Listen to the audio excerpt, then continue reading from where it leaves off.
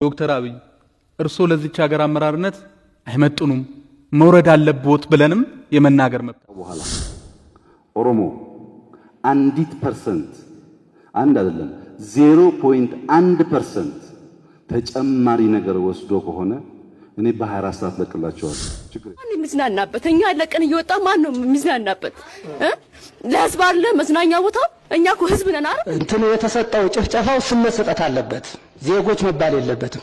የአማራ ጭፍጨፋ ነው። በቃ ይሄ በአራት ነጥብ መቀመጥ አለበት። ተለይቶ ቦታ ተሰጥቶ ስም ተሰጥቶት መሄድ አለበት እንጂ ደግሞ የመጀመሪያው ወንጀልን በስሙ መጥራት ነው። ሰዎች ያለ ልጅ ያንተም ልጅ ያለባት ይቀራታል በዚህ ንግግር።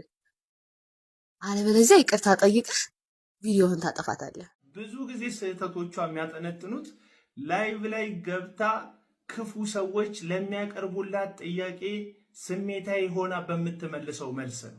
ሰላም ሰላም ቤተሰቦች፣ ይሄ የጎሪያ ቢቲ እንትን ቤተክርስቲያን ጸበል ነው። ያ እንደምታዩት ብራንድ ነገር ነው ይዤላችሁ የመጣሁት። በኔ በኩል ከገዛችሁ ከተጠመቃችሁ በአንድ ጊዜ ሰይጣኑ ይለቃችኋል። በዚህኛው 7 ጊዜ ጮሆ ነው የሚወጣው። በዚህኛው ባንዴ ነው። እቺ ቪአይፒ ፓኬጅ ነች። ሰሞኑን ላይቭ ገባለው፣ ጊቫዌ ይኖረኛል። 7 ጊዜ በረከትሽ ይደርብን በረከቱ አይደርብን ያላችሁ ኮሜንት ላይ ጻፉልኝ።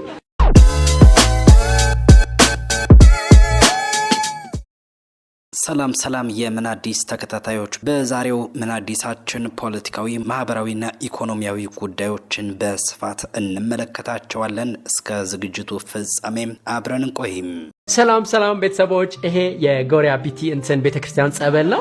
ያ እንደምታዩት ብራንድ ነገር ነው ይዤላችሁ የመጣሁት። በኔ በኩል ከገዛችሁ ከተጠመቃችሁ በአንድ ጊዜ ሰይጣኑ ይለቃችኋል። በዚህኛው 7 ጊዜ ጮሆ ነው የሚወጣው። በዚህኛው ባንዴ ነው። እቺ ቪአይፒ ፓኬጅ ነች። ሰሞኑን ላይቭ ገባለው፣ ጊቫዌ ይኖረኛል። 7 ጊዜ በረከትሽ ይደርብን በረከቱ አይደርብን ያላችሁ ኮሜንት ላይ ጻፉልኝ።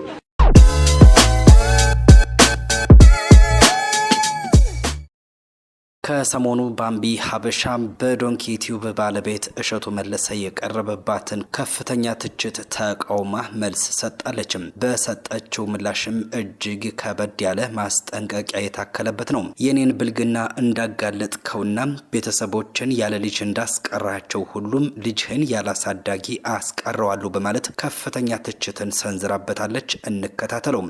ዩቲዩብ ላይ አንድ መሸቀያ ለማድረግ የፈለገ ትንሽ ድንክ ጡብ የሚሉ ይሻለ። አንተን እኔ አክብሬ አላናግርህም። ለምናገረው ንግግርም ከዚህ በኋላ ይቅርታ ጠይቃችኋለሁ ሁላችሁንም። ግን የመጣው አየክ አሁን መተህ ነፍሴን ብትወስድብኝ ምንም የማይመስለኝ በቤተሰቦቼ ነው የመጣው። በእናቴ በአባቴ ነው የመጣው። በብቸኛ ሴት ልጃቸው እነሱን ለመናገር ነው ሄድከው። ይሄ ሁሉ ምክር ቢሆን ደግሞ ይሄው መቤቴ ምስክሬ ምንም አይመስለኝም ነበር። ግን አንተ ማስታወቂያ ለመስራት አረጋውያንን ጨርሰህ ቤተክርስቲያንን ጨርሰህ እኔ ላይ መምጣትህ በጣም ገርሞኛል። እኔ ስርቄ ነው ቢያንስ ስርቄ ነው፣ እያሳሳትኩኝም ሰው አይደለም፣ እየፖስተትኩኝም አይደለም። አንተ የገዳማት ምናምን ብለህ እንድትናገረኝም አልፈልግም። እኔ ህሊና ስላለኝ የገዳማት ነገር መስራት ከተውኩኝ ቆይቻለሁ። አንተ አትነግረኝም። ይልቅ አንተ ግን መስራት ማቆም አለብህ ብዬ አስባለሁ። ባለ ወይ ቤተሰብ የለሽም ወልድ ስድ ያሳደገሽ ምናምን ያልከው አያት ገበና ማርያም ነው ቤቴ፣ አንተ ሰፈር ማለት ነው። ቤተሰቦቼ እግራቸውን ጉልበታቸውን እየሳምክ ነው የምታልፈው። አሁን ገንዘብ በዛብህና አናት ጢምቢራ ስለዞረ ረሳሃቸው መሰለኝ ትንሽ እንጂ ቀን በቀን እየሳምካቸው ወንድሜን ሁላ ዩቲዩብ ላይ ወስደህ ስለ ፖለቲካ አስወርተህ በልጅ እድሜው በጣም እንጠላህ ነው ከዛ ጊዜ ጀምሮ አንተን። ከዛ ግን ልክ ወደ ቤተክርስቲያን መምጣት ስጀምር እውነተኛ ማንነትህን እየነገሩኝ ሲመጡ አንተ አምላክህ ገንዘብ መሆኑን ስለማቅ መተህን ለመናገር መውጣት ያሰፍረኛል። ምኑ እንዳናደደ አልገባኝም። ባለ ሀብት ነው የሚመቸኝ ስላልኩኝ ነው። እና እኔ እኮ በጣም ጥሩ ደረጃ ላይ ያለሁኝ ሴት ነኝ። ኦፍ ኮርስ የተሻለ ሰው ነው የምፈልገው። ኦፍ ኮርስ ባለ ሀብት ነው የምፈልገው። መብት አይደል እንዴ? አንተ በመጽሐፍ ቅዱስ ታምን የለ እንዴ? ባለ ሀብት እንዴት እንደሚመጣ እግዚአብሔር ሀብት እንዴት እንደሚባረክ አታውቅም እንዴ? ሲጀመር አንተ እውነት መጽሐፍ ቅዱስ የምታውቅ ሰው ብትሆን ኖሮ ማለት ነው በልጅ ጥፋት ቤተሰቦችን አትናገርም ነበር። አዳም አባቴ ትላለህ እንጂ ቃይል አባቴ እኮ አትልም አይደል? ግን ቃይል የአዳም ልጅ ነው አይደለ? ሔዋንና አዳምን ግን ለቃይል ስራ አትወቅሳቸውም። ስለዚህ ፋራጅልጥ ምንም ማታቀነህ ማለት ነው። አንተ the only thing የሚያሳስብህ እቺ ዩቲዩብ ላይ ማለት ነው። ግን ይሄ ፍምስና ማለት ይሄን ያህል ቂጥ ሊከታ አይገባም። ሰው መሆን አለበት። ሰውነት ሊታይብህ ይገባል። እኔን ያዋረድክ መስሎ በጣም ጀጅ ተደረክ በብዙ ሰው። እኔ አሁን ቢሆን እኔ እናንተ በእግዚአብሔር ፊት ብንቀርብ ማን ሞገስ እንዳለው አውቃለሁ። ቢያንስ እኔ ርቄ ማረኝ ነው የምለው። አንተ ግን ስሩ ሆነ የምትወጋው ባለጌውን በዴው አንተ ነህ። ካስፈለገ ከዚህ በኋላ ከነ ማስረጃ እያወጣሁ አሳይሃለሁ ምን እንደምታደርግ ማለት ነው። ለየትኛውም ፈጣሪም ቤተክርስቲያንም ማስተባበያ ሳይሆን ለዩቲዩብ እንዴት እንደምትሸቃቅል አሳይሃለሁ። አየክ አይኔን ነው የነካኸኝ፣ ቤተሰቦቼን ነው የነካኸኝ። እዚህ ጋር አውርቼ የሚጨርሰውም ነገር አይደለም። በቅርብ እንገናኛለን፣ ቃል እገባልሃለሁ። ለምን ምን ችግር አለው ብሞትስ? ቤተሰቦቼ እኮ ናቸው። አይ ዶንት ኬር። ገባክ? የኔም ቤተሰቦች ያለ ልጅ ያንተም ልጅ ያለ አባት ይቀራታል በዚህ ንግግር። አለበለዚያ ይቅርታ ጠይቀህ ቪዲዮህን ታጠፋታለህ። በነገራችን ላይ ባምቢ ሀበሻ ኮሜዲያን እሸቱ ላይ ያቀረበችው ውንጀላም በርከት ያሉ ጉዳዮች ያሉበት ነው።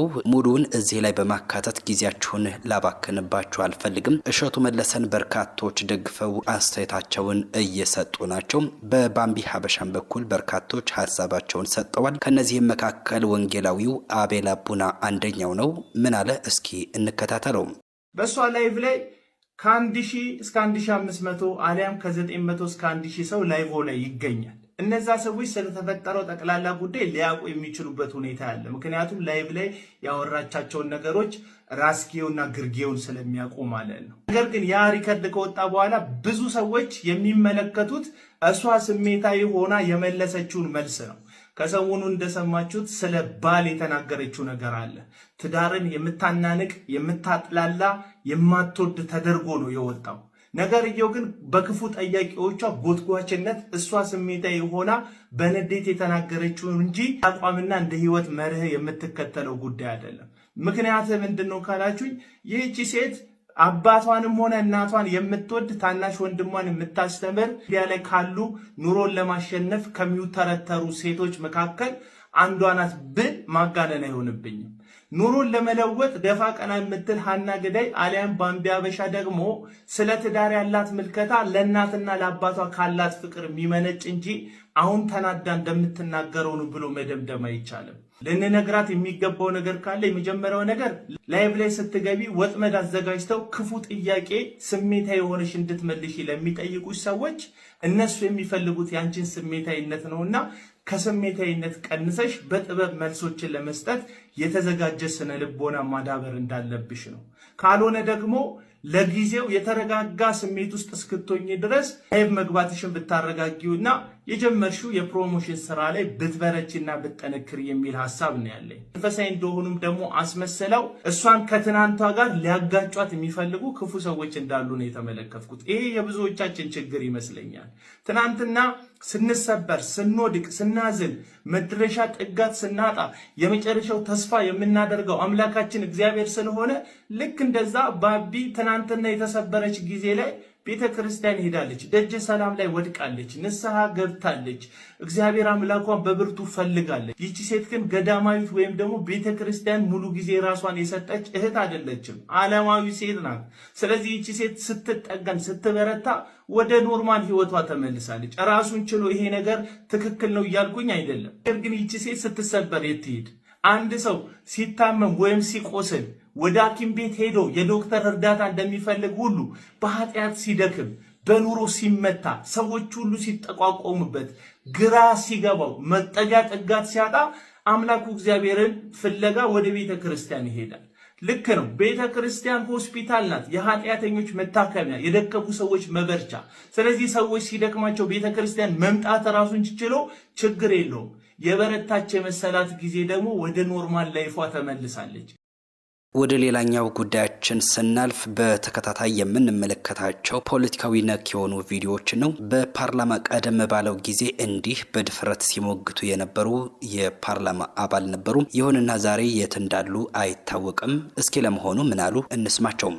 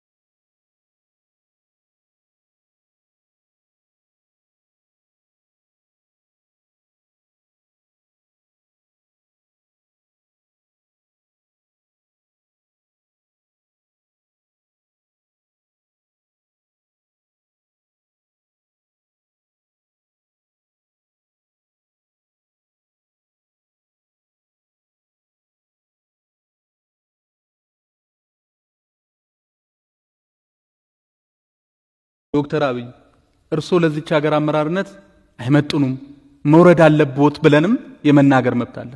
ይሄንን መብት ይሄ መንግስት ሳይሆን የሰጠን በተለይ እናንተ የዜጎች የብሔር ብሔረሰቦች የቃል ኪዳን ሰነድ ነው የምትሉት ህገ መንግስት የሰጠን መብት ነው። ይሄን መብት ኤክሰርሳይዝ እንድናደርገው ነው ማበረታታት ያለብን። ነገ ከነገ ወዲያ ሐሳባችንን ሌሎችም ሐሳባቸውን በነጻነት እንዳይገልጹ የሚያደርግ እንቅፋት ነው። በዚህች ሀገር ላይ ሐሳብን መግለጽ በተለይ በእርሱ የስልጣን ዘመን ሐሳብን መግለጽ ስርዓቱን መቃወም ያሳስራል ብለን አንጠብቅም ነበር። ህገ መንግስታችንም ሐሳብን በነጻነት የመግለጽ መብትን ሲሰጠን የፈለግነውን ሐሳብ ከኃይል አማራጭ ውጪ እንድናቀርብ ነው። ስለዚህ በተፈጸመ ሁከትና ብጥብጥ ሰበብ የተለየ ሐሳቦች ያላቸውን የፖለቲካ አመራሮች ማሰር ተገቢ ነው ብለን አናምንም። መንግስቶት በዚህ በኩል አስፈላጊውን የእርምት እርምጃ ቢወስድ ጥሩ ነው ብዬ እላለሁ። እንትኑ የተሰጠው ጭፍጨፋው ስም መሰጠት አለበት፣ ዜጎች መባል የለበትም። የአማራ ጭፍጨፋ ነው። በቃ ይሄ በአራት ነጥብ መቀመጥ አለበት።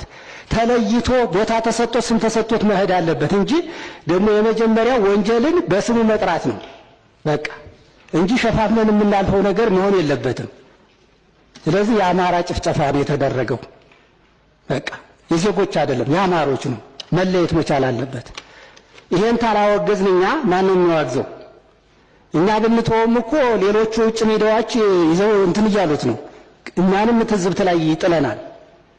ይሄን ለይተን ታላስቀመጥን ማለት ነው። ስለዚህ የአማራ ጭፍጨፋ የዘር ማጥፋት ተካሂዷል የሚለው መቀመጥ መቻል አለበት የሚል እንትን አለኝ። ይሄን ታልኩ።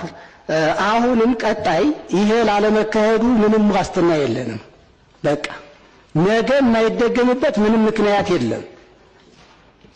ቶሌ ቀበሌ ላይ እኮ በ11 ምንድነው አሁን እነዚህ ቤት የላቸውም። እዛ ያሉ ሰዎች በህይወት የተረፉ ሰዎች ቤት የላቸውም፣ መጠለያ ምንም ነገር የላቸውም። ስለዚህ ለነሱም ይሆን ማንኛውም ነገር መሟላት አለበት። በቃ የምንችለውን ሁሉ ማድረግ አለብን። በቃ ስለዚህ ቤት፣ ሁሉም ነገር፣ ምግብ፣ ልብስ፣ መጠለያ፣ ድንኳን፣ ይሄ ነገር አሁኑ ተጀምሮ የሚሰራ ስራ ይሆናል መሆን አለበት የሚል አስተያየት ነው ያለኝ።